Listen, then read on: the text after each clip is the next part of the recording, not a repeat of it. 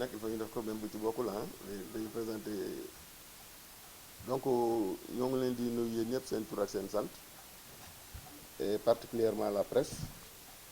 ci ñi ngeen ñëw tontu suñu invitation bëggoon rek présenter tuuti rek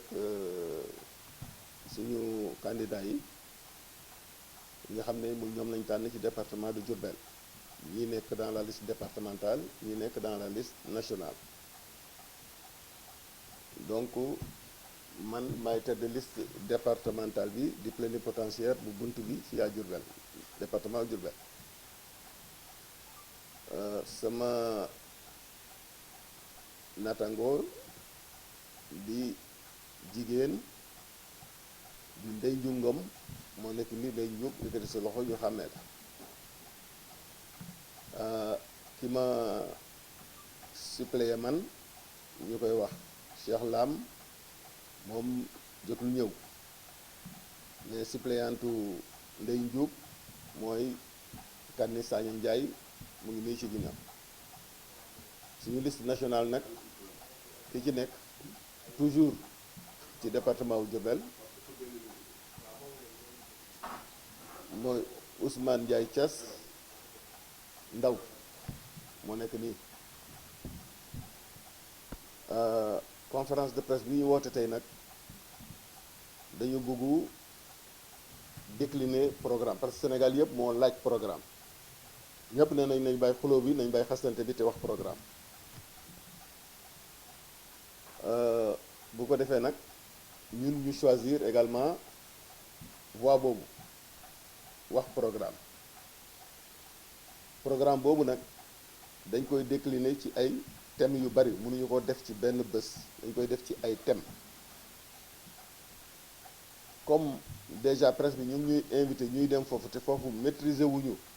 ñoom seen agenda donc ñoom bu ñu invité ñoom ñooy defar seen agenda ni ñu ko bëggee ñun dañuy répondre ci agenda boobu mais comme foofu duñ fa mën a exposer suñu programme parce que des fois ay débat la ay débat yi toujours du demee ni mu war a demee ñu choisir également ñun un complément moo di ne ñuy organiser ay conférences de presse régulièrement di décliner suñu programme tout au long de la campagne tey nag ñu choisir thème bi nga xam ne bi moom la ñuy tuddee ci tubaab genèse du mal développement de Diourbel parce que ñun dañoo fas yéene bu ñu amee ñu fal ñu dem nekk assemblée nationale ñu défendre également un programme pour Diourbel en plus du programme national de bunt bi programme national bunt bi décliné nañ ko en 5 points suñu tête de liste nationale def na ko dimanche le premier jour alors donc li ci des féete département Diourbel suñu wàll la lële aussi am nañ ci wàll danañ ci dem mais ci doorteel dañuy commencer ñun fii ñu nekk muy Diourbel muy département wu Diourbel donc département de Diourbel boobu nga xam ne ñun dañoo bëgg bu ñu demee assemblée nationale définir développer un plaidoyer pour un programme spécial de développement pour Diourbel ñu ne loolu nag dañ koy décliner sous forme thématique moo tax tey ñu choisir premier thème muy la genèse du mal développement de Diourbel. Diourbel fi mu toll tey lu ko waral ni mu mel tey lu ko waral donc loolu mooy suñu premier thème mooy bi ñuy développé tey ndaxte Diourbel mos na naat lool naat boobu mu ngi wékke woon ci mbey mu ñu koy agriculture mu ngi wéeru woon ci ay garab fruitier yu bari yi nga xam ne fii lañu nekkoon ci Diourbel et varié mu ngi wéeru woon ci mbéyum gerte mbéyum dugub toutes les variétés de mil mbéyum ñebbe loolu yépp amoon na fi mu naat lool suuf si nangu lool muy taw lool ba ñu atteindre indépendance dugg ci indépendance yàlla def ñuy dem ba les années fin années 60 les années 68 69 bekkoor dugg Jurbel bekkoor boobu dugg Jurbel nag moo ñu lor ci li ñu lor ci la bokk taw bi tooyatul te daf ñu bett également parce que dafa tëb rek ñëw bettu ñu lool nag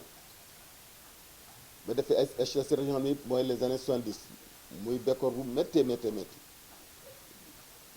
dund amul jur yi di dee ndax xiif nit ñi xiif vraiment muy année yu méttee méttee métti muy les années 60 la fin des années 60 ak commencement années 70 yi loolu bi mu amee ñu boole ci ay événements politiques ndax en 1962 la crise bi am au Sénégal ci diggante Senghor ak Mamadou Dia te temps yooyu Mamadou Dia moo nekk maire Diourbel taxaw ci Diourbel lool bu rafet lool ñëpp di ko regretter dem si yàlla Mamadou Dia yàlla na ko yàlla yërëm mu taxawu Diourbel taxaw bu rafet alors mais ci xeex boobu bi mu amee ci diggante Senghor ak Mamadou Dia te Senghor gagné dañoo def li ñuy wax la justice des vainqueurs maanaam ñi gagné dañoo mbubboo seen ndam lor ci ñi nga xam ne dañoo àndoon ak Mamadou Dia mën nañ sax boole xombal ndax Diourbel ak xombal lañ boole àtte boobu ah li ñu ko boolee Diourbel moo di ne Diourbel après la sécheresse bi ñu commencé reprendre les pluies Diourbel mooy la première région du Sénégal bi nga xam ne bi dañ cee dindi beneen région muy la région de Louga ñu dindi ci la région de Louga sans accompagnement ndax ñépp xam nañ ne bu ñu daggee ci yow membre ak membre bu toll noonu normalement waroon nañ seet lu ko compenser te compensation bu amul donc muy beneen hic Diourbel nekk ci situation bi nga xam ne également amul école secondaire bi ci njëkk am 61 62 la lañ ko ubbi mu nekkoon li ñuy wax cours complémentaire à l'époque Mamadou Dia moo ko inauguré fii cours complémentaire boobu di fonctionner ba nga xam ne ñi nga xam ne ñi ñoo daan def entrée en sixième ci Diourbel ñi am moins de 12 ans ñoom ñi ci admis ñoom lañu doon envoyé dans les lycées yooyu amul woon Diourbel ñu den leen yónnee Thiès ñii Ndar ñii Dakar ñii Kaolack ñu dem foofu dans des conditions difficiles et particulièrement à Saint-Louis du Sénégal ñu daan affecté Saint-Louis ñoo gënoon a sonn ci élèves yi ndax Ndar ni meloon jamono yooyu neexul xam nga nu mel tey waaye na meloon ci jamono yooyu neexul donc suñu doom yi à 12 ans ñu leen yóbbu ñuy jàngi à l'extérieur bu ñu demee jàngi à l'extérieur ñi ci jàll avec les 12 ans bu ñu nee ba am BPC continuer ba am bac buy fooy soo ko jóge jëm Dakar bu ñu jàngee Dakar ba yàlla def ñu am ndam wut liggéey nekk Dakar bu ñu amee liggéey nekk Dakaru tabax kër sos njaboot donc du ñu ñibbi si Diourbel mu nekk un déficit de ressources humaines bi nga xam ne bi Diourbel da ko mës a xam alors donc ñi doon am moins de 12 ans di dem dans les lycées ñi amoon plus de 12 ans parce que jamono yooyu nit ñi duñ teel a dugg école dañuy dem sax jàng alxuraan parce que soog a dem école donc ñi nga xam ne ñi amoon nañ plus de 12 ans demoon école ñooñu leen doon orienté ci cours complémentaire bi ñu fay dajeeg waa Mbacké ak waa Bambey ñooñu bu ñu nee ba am brevet itam ñu tànn ci tuuti ndaxte dañ leen doon dañ leen doon placé en fonction concours la woon dañ leen doon placé en fonction des places yi am disponible ci lycée Thiès lycée Kaolack lycée Dakar ak lycée Saint-Louis yi disponible ci lañ leen di soog a orienté donc muy nombre bu tuutee tuuti ñoo doon jàll loolu ñoo leen di jàngi Ndar mu pénaliser ñu aussi parce que âge boobu âge bi nga xam ne bii ñooñu bu ñu toogoon fii sur le plan sport Diourbel tardé ci également parce que ñi daan football Diourbel toll ci war a football ci biir Diourbel jamono yooyu ñu ngi football yi ñii ñu nga Thiès ñii ña nga Ndar ainsi de suite di alimenter équipe di football yi dëkk yooyu donc ñun ñi fi nekkoon fonctionnaire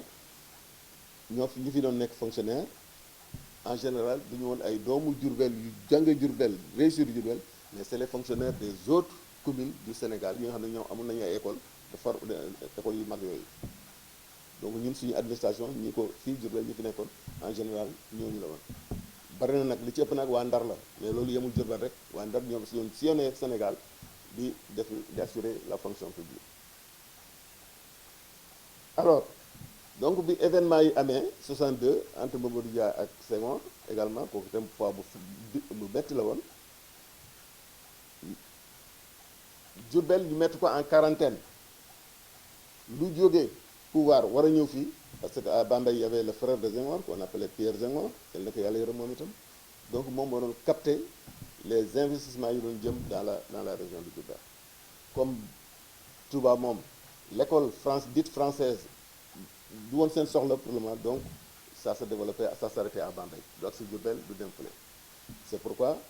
on a eu trop tard des lycées alors que Bambey avait la CNRA le CNRA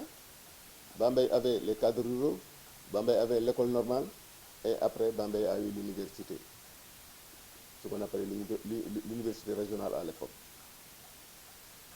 donc lu ñëw yem Bambey loo xam li capitale régionale bi capitale départementale bi capitale régionale Diourbel donc privé tout s'arrêtait à Bambey du fait que ensuite il y a eu les événements de 1962 où Mamadou Dia feu Mamadou Dia que Dieu ait son âme qui était le maire de Diourbel de 57 à 62 a été vaincu dans son combat contre Léopold Sédar Senghor. Alors, ce qui s'est fait par la suite, c'est ce qu'on appelle la justice des vainqueurs. L'équipe de Senghor, pour ne pas dire la bande à Senghor, a mis Diourbel en quarantaine. Parce qu'il n'y avait plus d'investissement vers Diourbel de la part de l'État central. Les investissements qui venaient vers la région de Diourbel s'arrêtaient pour l'éducation en tout cas et l'agriculture à Bambey, où il y avait un certain Pierre Senghor, son parent à Léopold Sédar Senghor. Il y avait le centre de recherche, certes, c'est normal que ce centre-là puisse être installé à Bambey parce qu'il y a la vallée du Karkar qui est très riche, on le concède. Mais qu'il y ait l'école normale des cadres ruraux, qu'il y ait l'école normale à Bambey, régionale, ensuite qu'il y ait l'université régionale à Bambey, cela quand même ne s'explique pas quand la capitale régionale est là, n'a même pas encore de lycée. Le premier lycée, la première classe secondaire date de 76-77 et c'était au CMT. Au CMT a eu sa première classe de seconde en 76-77. Tous les enfants de cette ville qui réussissaient à leur entrée en sixième étaient orientés vers Thiès, Kaolack, Dakar et Saint-Louis du Sénégal. Et particulièrement à Saint-Louis du Sénégal, dans des conditions extrêmement difficiles. Et quand ils réussissent à aller jusqu'au bac et à l'université, quand ils sortent de l'université, ils trouvent emploi à Dakar, ils trouvent maison à Dakar, ils fondent famille à Dakar, ils prennent femme à Dakar et ils fondent famille ou ils prennent femme ou ils prennent mari, ou elles prennent mari à Dakar. Donc ils restent à l'extérieur, les enfants de Diourbel restent à l'extérieur. De même que les émigrés. Donc sur le plan de l'éducation, voilà. Donc les fils de Diourbel ne rentraient pas à Diourbel pour trouver du travail. Ils ne pouvaient pas, il n'y avait pas de travail à Diourbel. Parce que c'était une ville essentiellement agricole. Donc l'administration était assurée par les fonctionnaires qui venaient d'autres villes du Sénégal. Ça c'est sur le plan de l'éducation. pour ce qui concerne aujourd'hui la décentralisation, la territorialisation, Diourbel dépend essentiellement de Thiès. Tous les projets d'investissement de la commune, du conseil régional à l'époque, du conseil départemental aujourd'hui, suivent une procédure en plusieurs phases qui toutes vont et viennent de Diourbel à Thiès, de Diourbel à Thiès, de Diourbel à Thiès jusqu'à la fin. C'est qui crée une lenteur extraordinaire et une indifférence. Les gens qui traitent les problèmes de Diourbel à Thiès, mais sont froids à la limite devant les problèmes de Diourbel. Ils n'accélèrent rien du tout. Tous les projets sont en retard. Tout le monde se plaint. On n'a pas de cours d'appel. On va à Thiès. Pour les questions militaires, les militaires allaient à Kaolack pour la plupart pour leur dossier. Maintenant, c'est à Thiès. Si vous avez un enfant qui veut faire un concours d'entrée à l'école militaire, il faut qu'il ait un certificat d'inscription, un certificat de validité. Il faut aller le chercher à Thiès. De visite et de contre-visite, il faut aller le chercher à Thiès. Même ça. Diourbel a été la première région découpée en deux. On a sorti la région de Louga en 1976, sans contrepartie. L'usine de Diourbel, aujourd'hui, déplacée dans la commune de Ngoye, est sabotée par la suite. Parce qu'on prend les pièces de Diourbel, de la CB de Diourbel, on les dispatche, soit à Kaolack, soit à Dakar, soit à Ziguinchor. Mais comment peut-on se développer quand on est agressé de cette manière-là? Est-ce que ce développement est possible? C'est pourquoi nous demandons un programme spécial de développement pour Diourbel. Si nous ne le faisons pas, si nous ne nous battons pas, si nous ne nous retrouvons pas pour le faire, et ça va continuer, hein, c'est le 31 quotidien.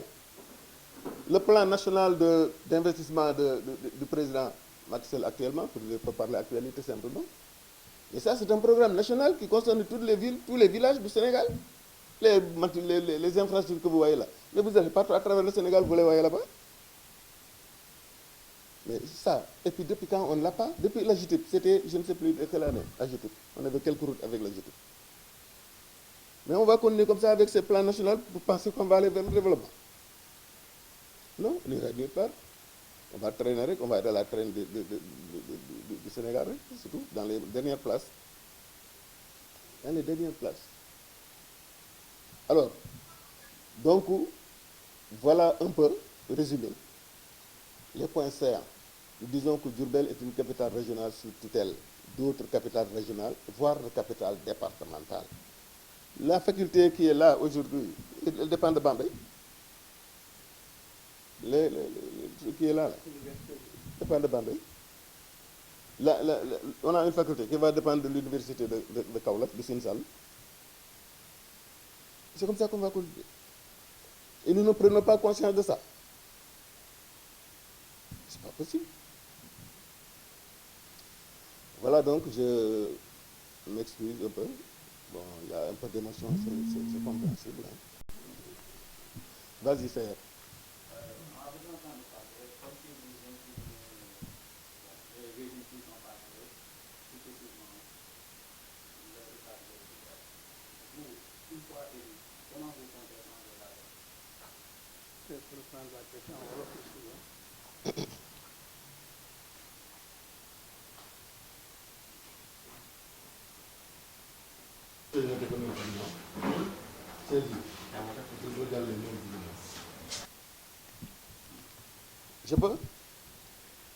Je peux aller.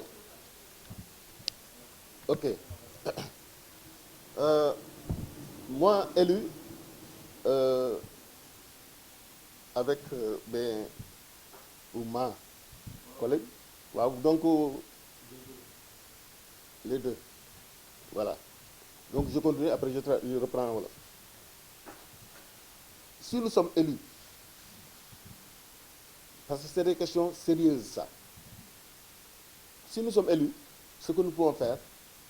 c'est de convoquer des forums ou des forats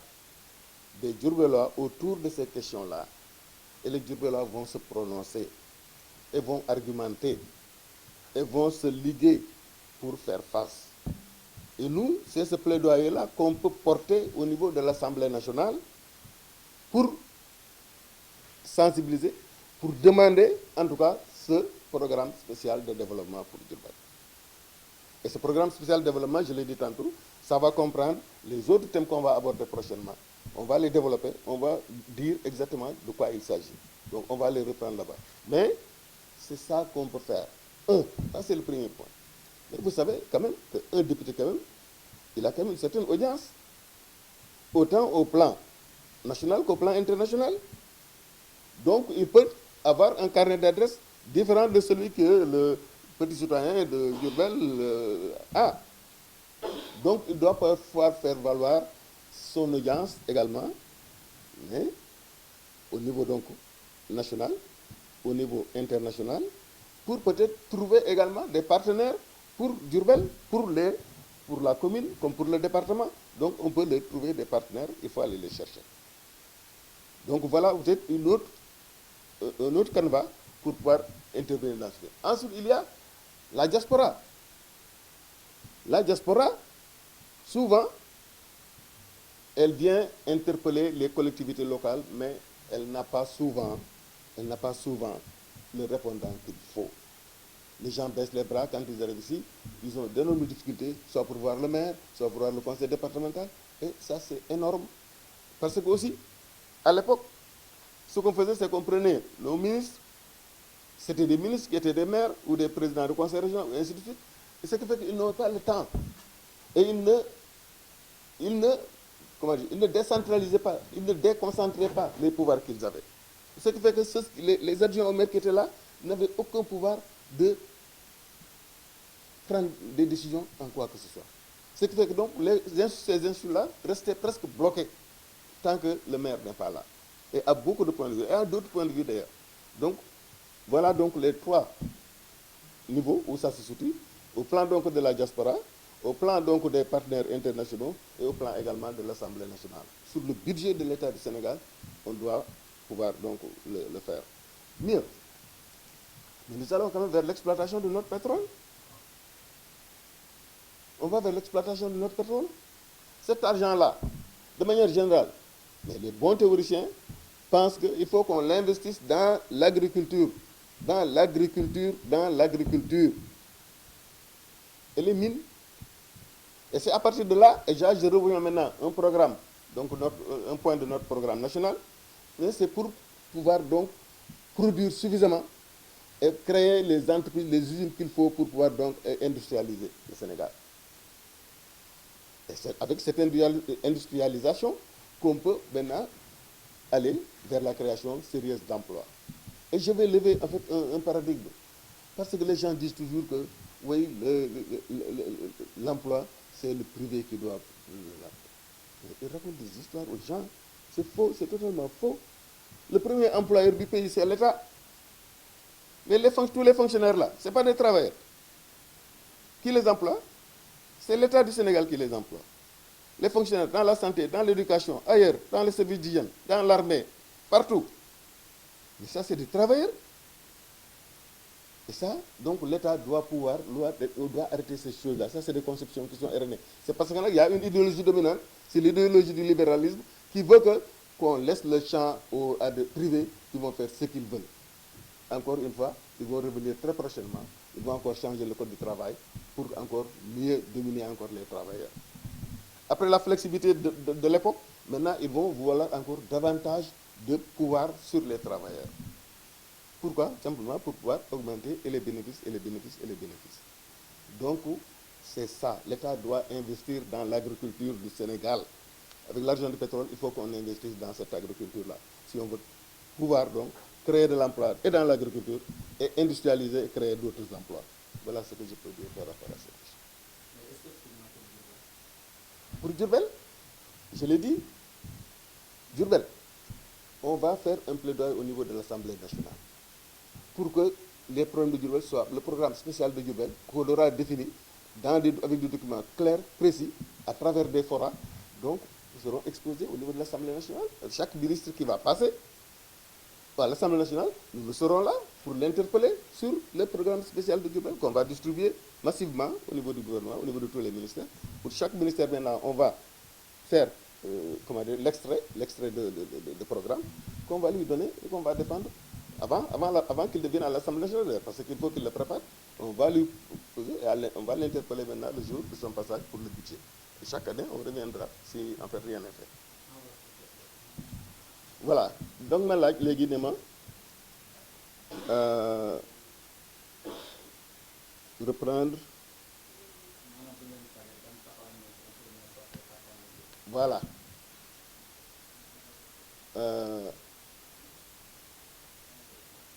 Wax naa ko tey dañoo toll woon ci diagnostiquer lan moo tax Diourbel am retard bi mu am par rapport ak ni mu waroon a mel par rapport ak nam meloon ñu ne foofu li ñu fa gis moo di ne bu ñu falee ñun d'abord danañu woote waa Diourbel yi autour ñu toog ay ñu toog pencoo problème mu njaareem waxtaane ko tënk ko mu leer nañu ñu argumenté ko wuti ay techniciens yu ñu ci jàppale ñu ci ñu defar des documents sérieux parce que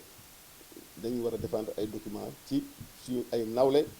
ñu war a fa wax la nga xam ne lii lu am maanaa lay doon lu am solo lay doon lu pertinent lay doon comme ni ko tubaab defe bu ko defee donc bu ñu defaree kii yooyu ba pare dañ koy yónnee Assemblée nationale globalement mais chaque ministre bi nga xam ne bii yow yaay ñëw pour défendre sa budget bala ngay ñëw dañu la koy yónnee nga seet noo mën a intégrer pàcc bi la concerné de noo mën a intégrer li la waa Diourbel di laaj pour le développement de Diourbel. beneen bi moo di ne soo nekkee député itam yàlla dafa def da ngay gën a am daraja boobu aussi da nga ko war a mën a mettre au profit ci population yi la fal. noo ko ci defee moo di ne am na ay doomu Diourbel yu nekk ci bitim réew yoo xam ne yi ñoom bëgg nañoo dellu si Diourbel pour liggéey et souvent am na ci exemple waaye malheureusement bu ñu daan dellu si dañu daan fi fekk ay maire wala ay mairie yi nga xam ne yi seen gis-gis wala seen taxawaay demewul noonu ce qui fait que audience bi ñu war a accorder ñooñu duñu leen ko jox ñooñu itam dañuy ñëw daw ba découragé dem seen yoon ñaata yoon la ñu fi wax ne am nañ ay bateau yu fi ñëw fii gaare ay conteneurs yu ñu fi andi fii ñu gaare mu ni wàcce matériel bi sax mënuñu ko wàcce matériel bi ñu andi ñoom pour jox ko population sax mu nekk problème donc il faut que ñooñu ñu faciliter leen effectivement seen effort yooyu ñuy def pour ñëw andi Diourbel dara bi ci doole ko moo dina également li ma ko waxoon sànq rek soo abee nekk député yenn député yi laa wax da waxuma député yëpp nag mais am na député yoo xam ne boo ko nekkee franchement war nga mën a wuti ay partenaires de par le Sénégal parce que mooy li ñu waxoon rek boo amee un bon dossier boo mën a défendre war nga mën a wuti ay partenaires ci biti partenaires yooyu nit ñi itam àddina bi moo demee noonu tey àddina bi ñun ñëpp ñu ngi jóg di wut fu ñu dem pour investir fa seen ay xaalis mais il faudra à ce moment-là un bon plaidoyer pour Diourbel ba nga xam ne ñooñu itam dinañu am suffisamment d'éléments d'appréciation yu leen di permettre ñu mën a ñëw Diourbel pour investir donc voilà en gros les trois aspects yi ma évoqué woon sànq en français donc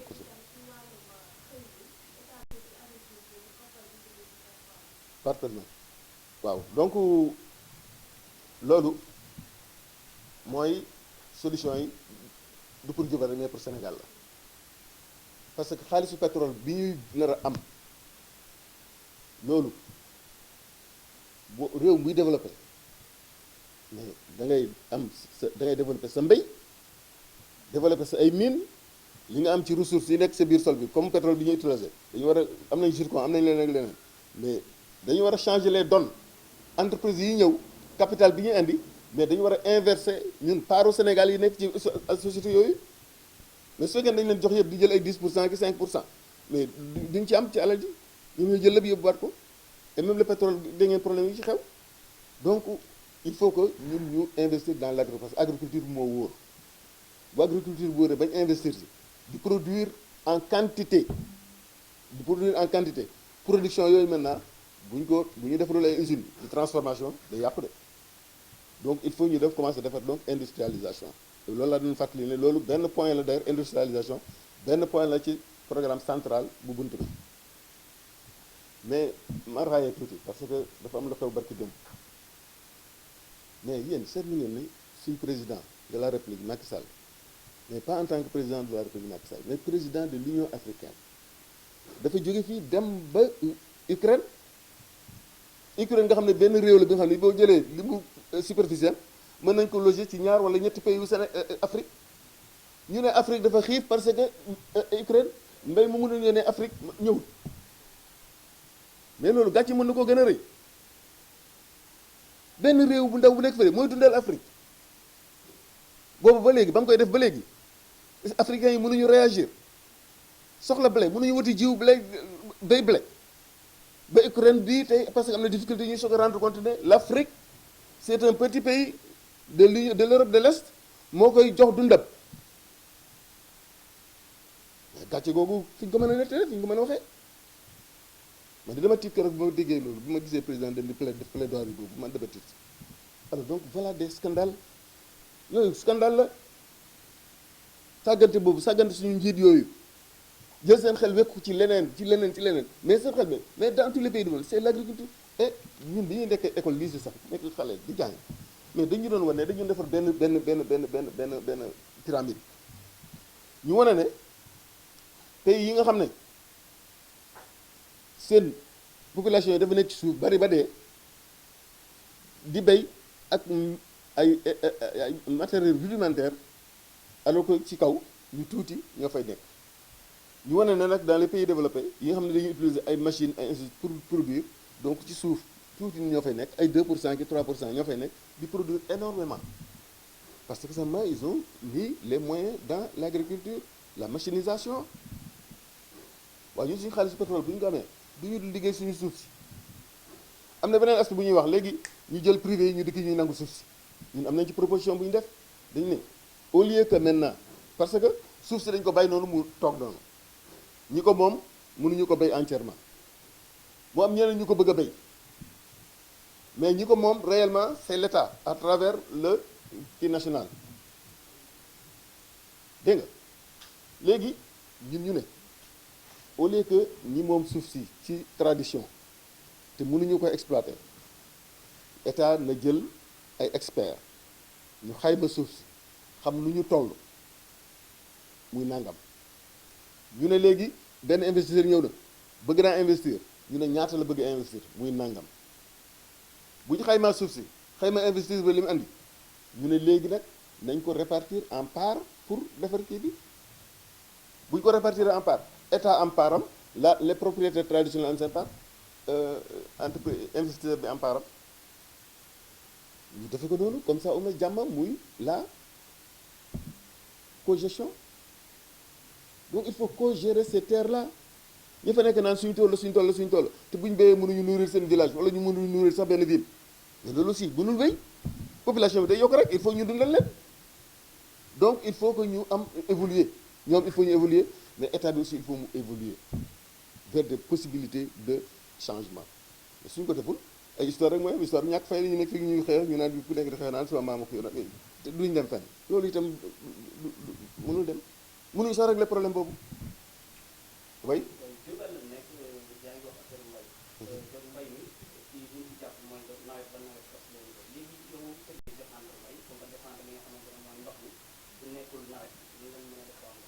jërëjëf fàttali nga moom sax benn point bu ma fàtte woon ñun waa Diourbel bañ nekkee xale ba léegi ndoxu château d'eau bi la ñuy naan ndox mu naqari la dafa sax mu xuural suñu bëñ am na ñoo xam ne day xuural seen bëñ mais dans tous les pays du monde une eau potable c'est une eau qui est traitée ñoom ba ñuy jaay ndox mi ba léegi mënuñoo traité ndox moom ba nit ñuy naan ndox mu neex aujourd'hui la preuve est faite il y a de petites unités de transformation de traitement de ces eaux là moom la ñuy naan léegi ñun ñëpp léegi bu ñu bëggee naan ndox mu ne ku ci am xaalis nag laa wax ku ci am loo jënd bidon 200 francs ndox mu neex ngay naan ndox bu ñu traité mu limpide et ça on ne peut pas faire ça à grande échelle ak ñoom ba ñuy exploité ba léegi ndoxu Diourbel bi di ko jaay waa Njaaréem ba léegi mënuñoo defar loolu jaay Diourbel ndox mu sell donc je reviens maintenant à ta question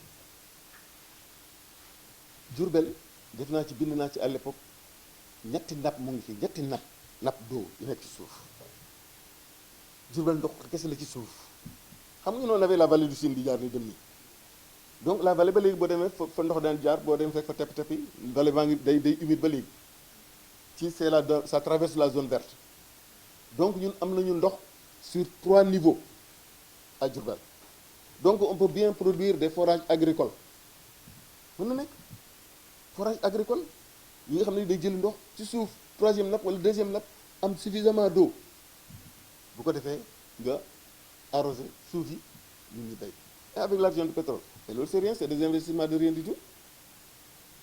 c'est des investissements de rien du tout du Diourbel rek un peu partout le Bambey la vallée du Karkar très riche ensuite tey ñun à Diourbel fii am nañu fi lu fi am lu am solo de suñu eau de pluie yëpp eau de ruissellement yëpp dañu koy collecté léegi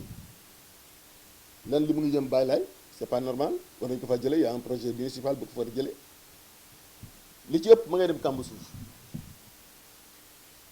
Kamb Suuf barki ni ma dañu fa yóbbu te li gën a grave Diourbel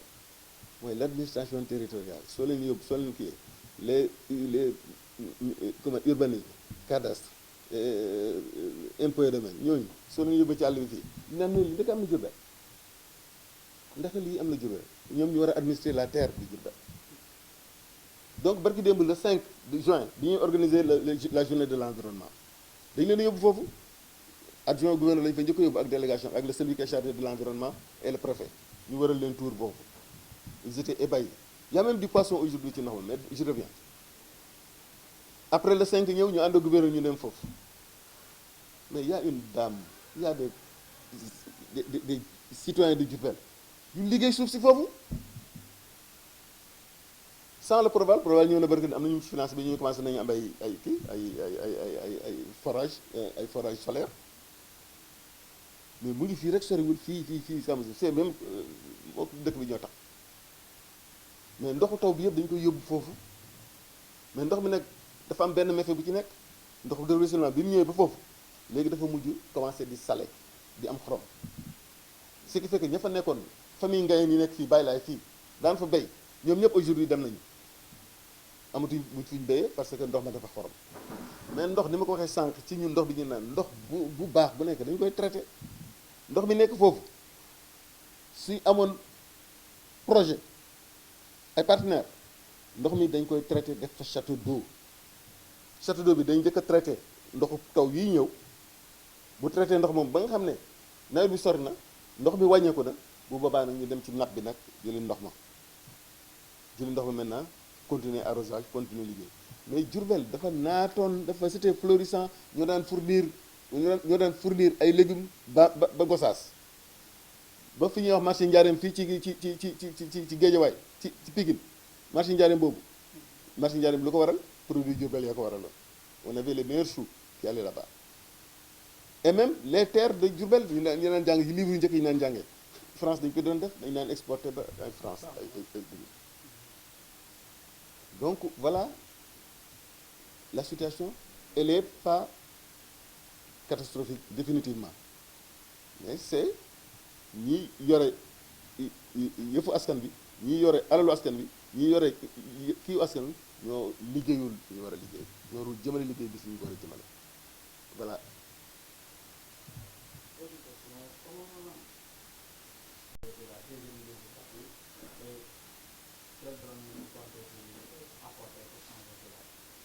waaw kooku moom prochain thème la parce que tey wax nañu ko au début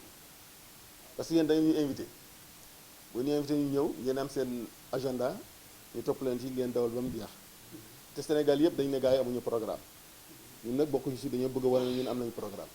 ce programme la dañ koy décliner sous forme thématique chaque jour ak thème donc tey thème bi ñu dégagé c'est la genèse du mal développement de Diourbel li tax Diourbel toll fii tey te waru fi woon toll loolu moo nekkoon thème tey mais tous les 2 ou 3 jours on va développer un thème de na ngeen ñëw rek su ngeen ñëwee rek waaw ah oui tous les 2 ou 3 jours on va développer on va vous inviter à des conférences bu leen bàyyi suñu conférence de presse nag topp xumbaay bi nag da ngeen ñëw suñu conférence de presse ñun on va développer des idées on va développer des thèmes solutions yi ñu andi nii danañ ko expliciter chaque jour on va choisir un thème pour expliciter notre programme voilà.